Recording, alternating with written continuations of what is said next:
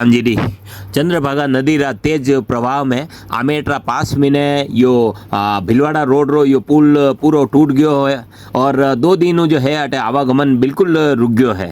आप वीडियो में देख सको कि यो पुल रो जो है बहुत ही बड़ो हिस्सो जो है टूट गयो है और लागे कि बहुत ही ज़्यादा समय तक यानी पुल री मरम्मत में लागेगा तो वही सके कि काफ़ी दिन तक यो आवागमन बंद रहे। यो जो रास्तो है यो आगे लिक्की निकले मोखुंदा निकले और भिलवाड़ा तरफ रो यो रास्तो है जेटे कि आमेटू निकलता ही ने चंद्रभागा नदी रो यो पुल टूट गयो है। यो हुकुम जी मेवाड़ा अपना लिए भेजियो जे प्यार जी कुमावत पत्रकार नदी का फोटो लेते हुए न्यूज बहुत ही तेज बहाव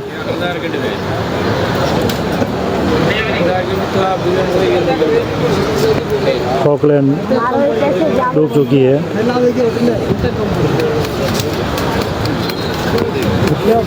रोड भी टूट चुका है भिलवाड़ा आमेट चंद्रभागा नदी।